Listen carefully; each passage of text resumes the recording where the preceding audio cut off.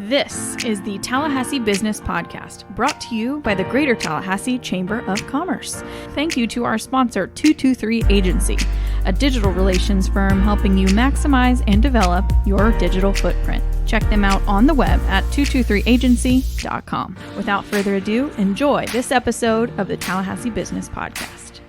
Hey there, Tallahassee. Jay Revel here. Welcome to another edition of the Tallahassee Business Podcast. We are delighted to have you listening with us, and we have another wonderful installment of the show here for you today. We've got a great guest, someone who I've had a chance to get to know over the last few years. He's an incredibly busy person, but someone who's really got his finger on the pulse of things that are going on here in the capital city, particularly at the Capitol itself.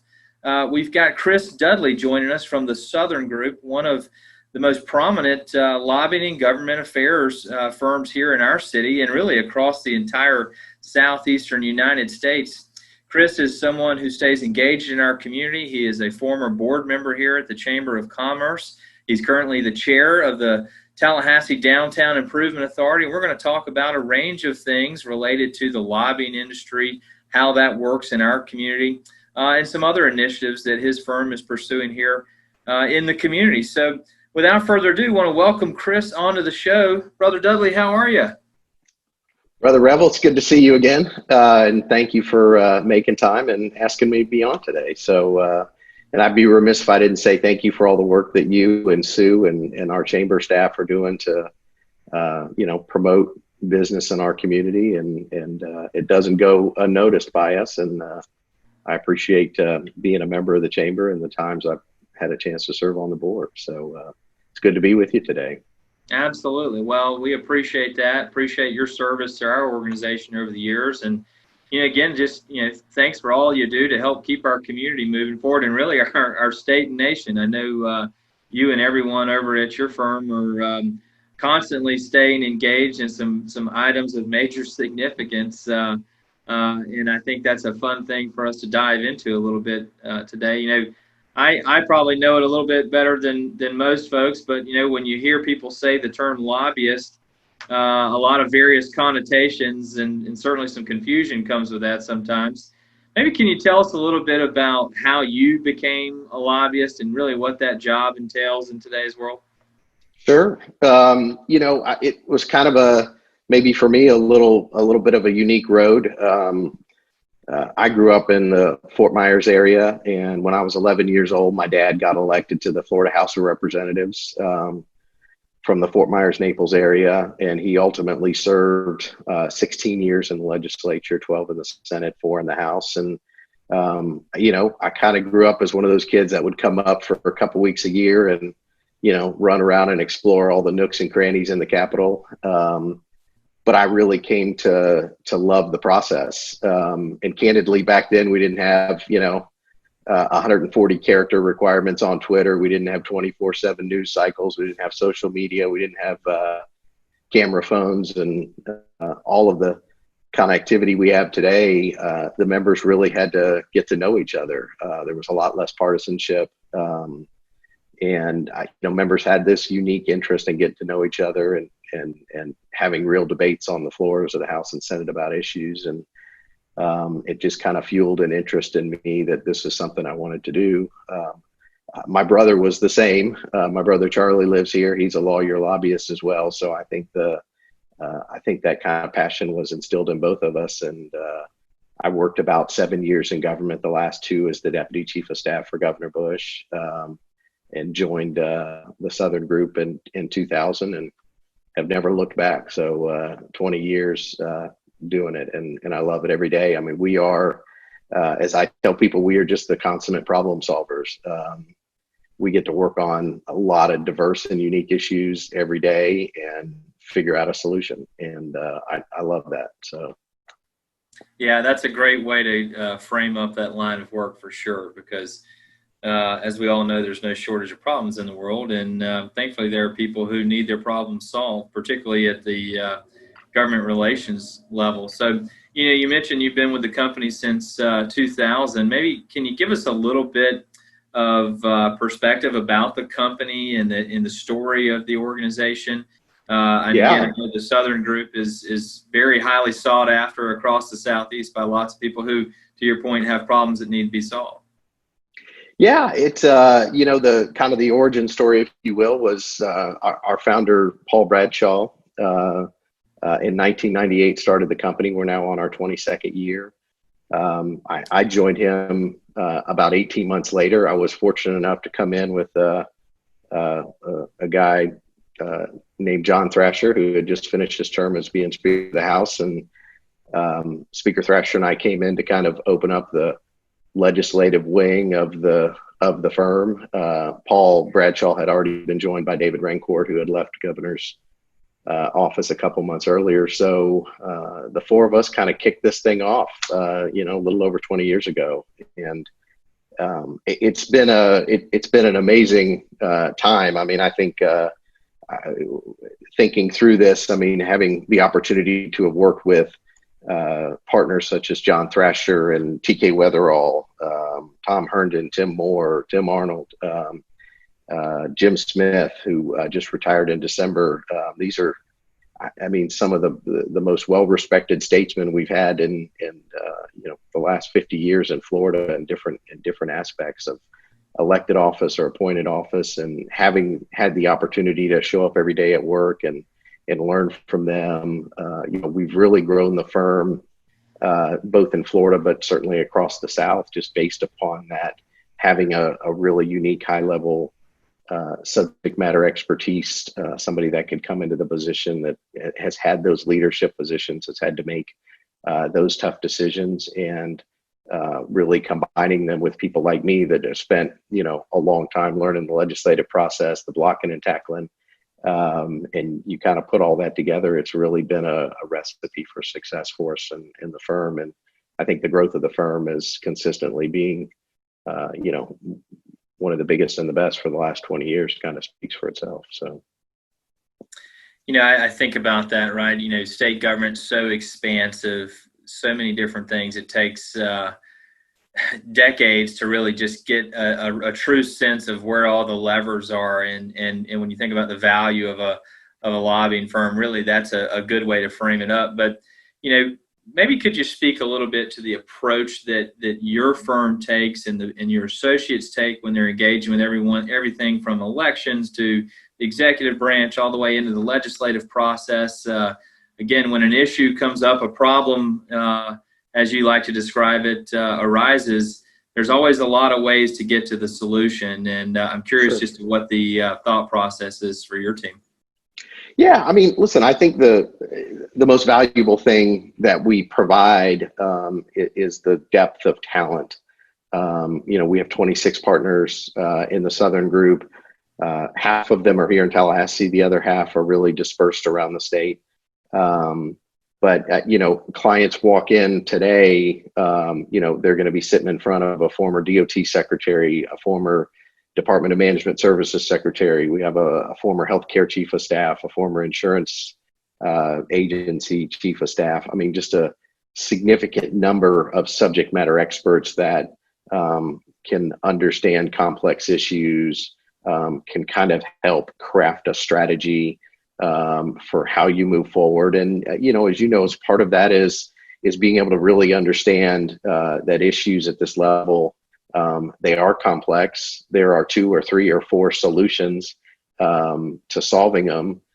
What's the one that's going to work best? How do you implement that strategy? And part of that is not just having that subject matter expertise, it's having the relationships with 160 members of the legislature, with agency heads and deputy secretaries and chief of staffs and legislative directors, bureau chiefs and division directors, being able to pick up the phone and know how to get answers to kind of craft a solution for them. Another thing I think that we've done that's really helped in our success is, not having everybody at the mothership here in Tallahassee. With 8-year term limits, we see about a third of the legislature changing over every 2 years. So 120 House members, 40 members of the Senate. So I've got partners that are in, Jacksonville, they're in Tampa, they're in Lakeland, they're in St. Pete, they're in Orlando, they're in Fort Lauderdale, they're in Miami, We just opened an office in Islamorada and the Keys. These partners are out engaging not only with local government folks that are, potential future House and Senate members, but they're also engaging with House and Senate members on the campaign process every day. They're out walking door to door. They're helping them raise money. We've been good about bringing people in that have significant campaign fundraising experience, significant election experience. And so when someone comes in, they really see that they have access to kind of a really dynamic team that is really spread out, that's really deep in the subject matter, and that really checks a lot of the boxes for what they need. And it's proven to be successful. Earlier you had mentioned, sort of reflecting maybe on the good old days before Twitter and a lot of 24/7 media that's out there. What's different? What's different in the approach today? How does that play into the lobbying strategies that you all try to implement for clients? Well, a lot of things are different. Gone are the days where, the presiding officer and the leader had been in the chamber for 20 years and they had these long ties and frankly, maybe even a long understanding of policy issues, policy discussions. They've been around the block. They've seen the debates come full circle. So that's changed. So, being out and being in front of these members, it's a constant education process. If you're working on transportation issue or healthcare issue, and a third of the members are changing over every 2 years, you can't expect them to come in having a deep understanding of the hospital certificate of need process or the state transportation trust fund or, how we do funding for K-12 education or higher ed. And all of those things obviously matter in order for them to be able to make good policy decisions. So, that's really shifted too, is, you really need to be in front of members. You need to be interested in engaging them on the issues so that they can be better educated. The media is different now too, if you, we used to all wait for the clips to come out, right? Or the front page of the paper to see what was going on. And frankly, if you wait till you see the front page of the paper, you're 12 hours too late, right?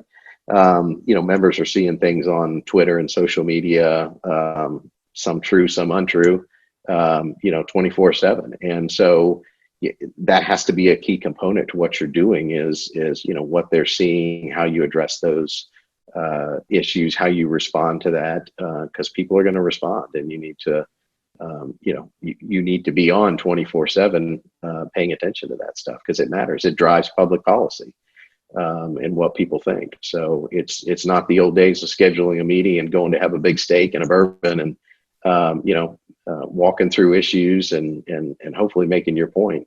It's a different world now. So. Earlier, you referred to Tallahassee and the office you all have here as the mothership. I know that sort of the branches of that mothership, you've got some various real estate holdings in the downtown area. Can you maybe speak to a little bit of those investments that you've all made, here in our community? Yeah, absolutely. And I would tell you, Jay, I give full credit of this to Paul Bradshaw, who is a really spectacular guy and mentor. And Paul early on, really believed in how important the downtown area was, commercial real estate, frankly, the golden blocks that are walking distance to the Capitol. I mean, this is capital of the third largest state. There's always going to be people here engaged in the process. And Paul realized that, I think, before a lot, and really helped and directed the firm into looking at commercial real estate when it became available. We now have 5 commercial buildings in the downtown block, all taxpayers of the Tallahassee Downtown Improvement Authority, I might add, and all fully leased up with folks in there. In fact, our newest leasee will be Chuck's Fish House. And excited for them to come on board mid-month this year to come open. But it's a beautiful downtown. I think he's really instilled a kind of a love for the beauty of our downtown, and that, long term, it's a great investment when you bring somebody into the firm to say, the firm is more well-rounded than just walking over to the Capitol for 60 days to lobby, that, learn about other things. And it's been a great investment for all of us. It's been a great experience for us. And frankly, I think as we continue to grow, we'll keep looking for more opportunities to do that. And I mean, as you have seen, just in the last few years, there have been some beautiful, new skylines created in downtown Tallahassee and Cascades Park, and great investment there. And I'm hoping, selfishly, we can see a little bit more residential opportunity, a little more density down there to really help grow restaurants and even potentially some retail. But it's been a great venture for us, and I'm looking forward to hopefully doing a little bit more of it. So.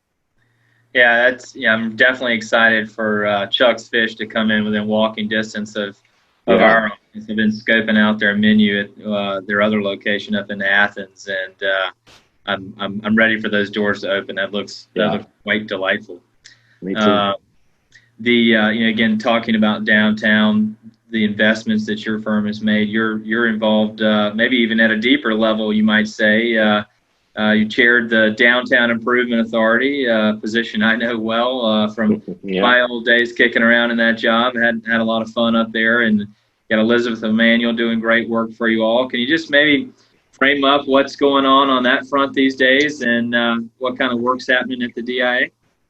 Absolutely, and obviously, thank you for your leadership there. And I think my first day on the job as a board member was your last day as executive director, CEO. So that didn't work out well for us. But listen, if I got off the board tomorrow, the single greatest thing we've really done is hire Elizabeth Emanuel. She has brought this incredible renewed energy, but passion for downtown. When you see her, she's downtown. She's raising her family downtown. She wears Tallahassee shirts. She just lives and breathes it and is really passionate about it. If there's a project on the weekend to clean up or paint a mural, she's there. And we also have Alan Thompson, and I call him Mayor Thompson because he is just an amazing ambassador for downtown. Everybody sees him in his suit and his hat, walking to different coffee shops in the morning and checking in with folks. And he runs our downtown marketplace, and he's just an amazing ambassador for our city. So those two have really done a great job. Elizabeth, I think, her leadership has really taken the DIA to the next level for things that we're working on. She's really, I think, done a great job of engaging the restaurants downtown, especially in this time of the pandemic, and trying to work with them on social media, trying to help them, drive traffic down there. I think she's really focused a lot on showcasing the beauty of the downtown district, and all that entails. We have some amazing historic and cultural sites and parks and unique buildings, and I think she's really taken a focus on that, both from social media perspective and others, and that's been great. Working hard to create some unique events for the community, partnering with Visit Tallahassee to expand the summer concert series from 6 to 9. I mean, as you know, those are, we get incredible talent for those. Those are hugely popular. We were able to reopen the downtown marketplace, which again has been incredibly popular for, 30, 40, 50 unique small mom and pop vendors to be able to come downtown and sell their stuff, and hopefully allow them to maybe grow into a retail setting at some point, or just do something on the weekend to make extra money as a hobby for them. So, and lastly, I mean, Elizabeth really has a vision for focusing on beautification downtown, of really making the downtown community a lot more walkable with, direction signs, but also, getting out and cleaning up and making sure sidewalks are walkable, finding locations for sidewalk art, things like that.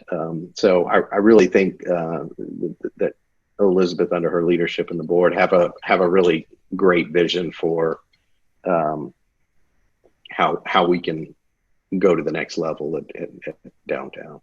Yeah, she's done a great job, and it's exciting to see that energy.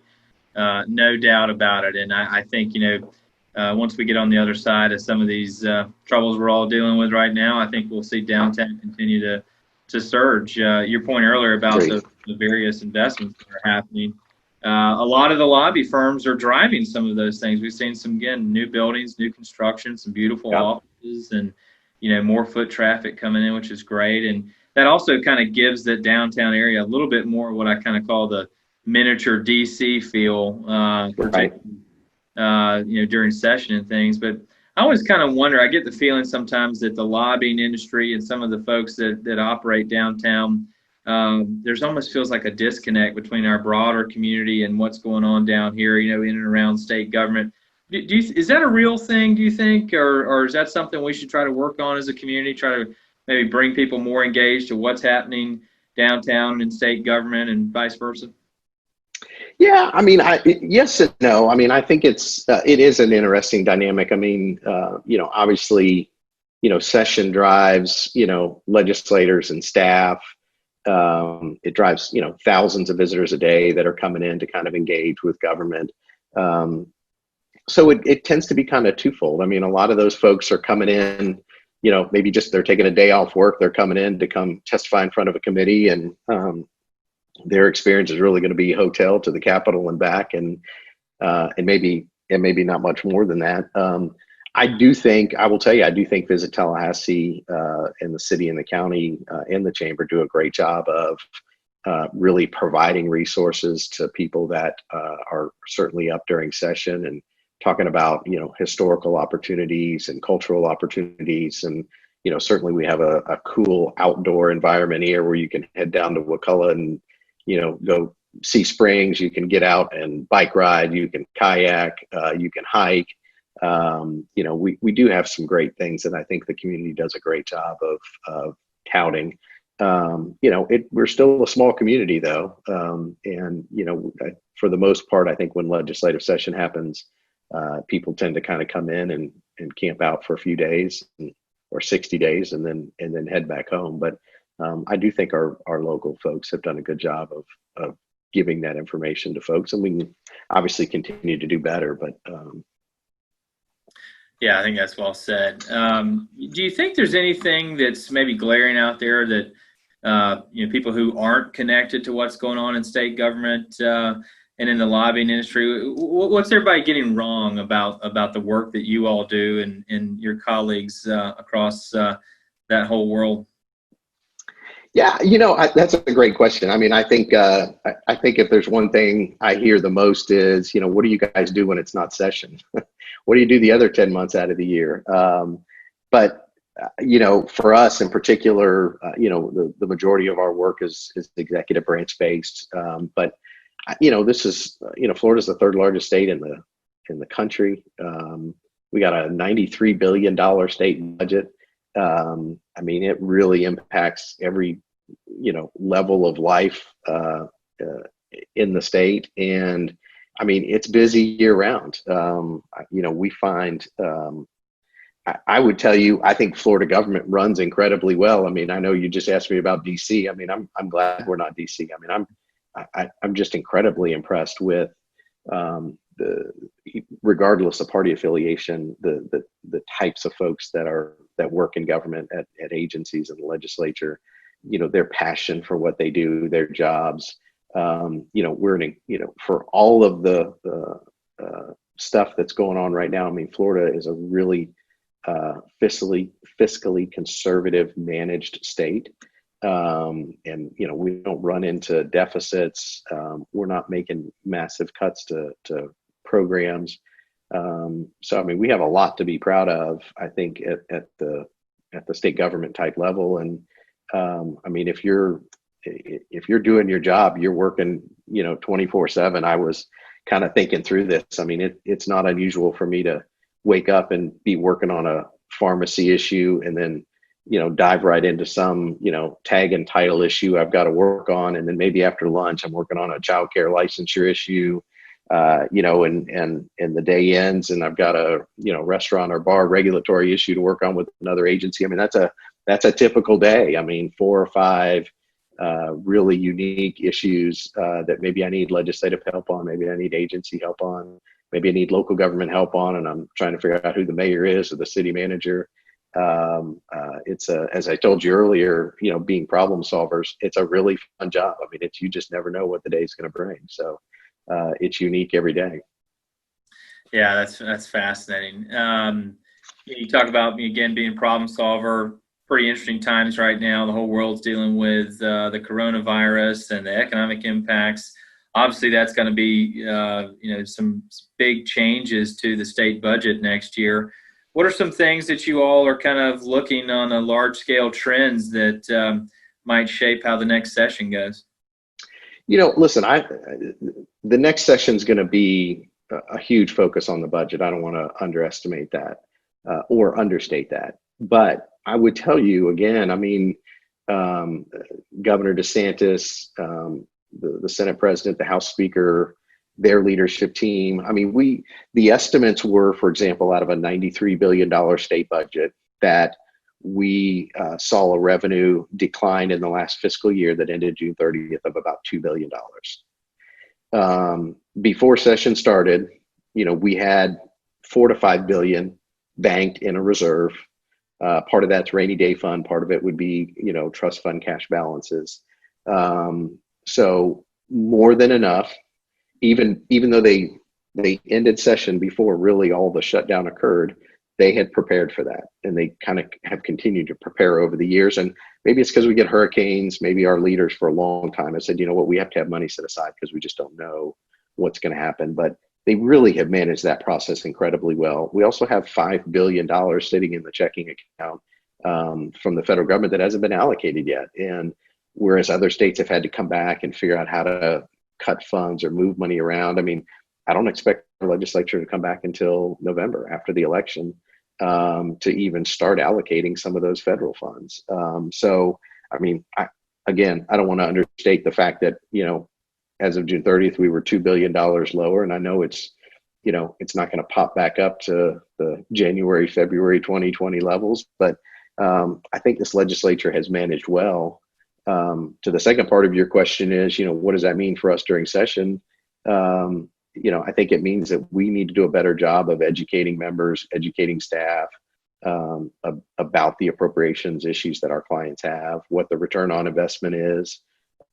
Back to the state. I think you just got to do a little bit more work, but I think it's going to be a manageable process. That's great insight.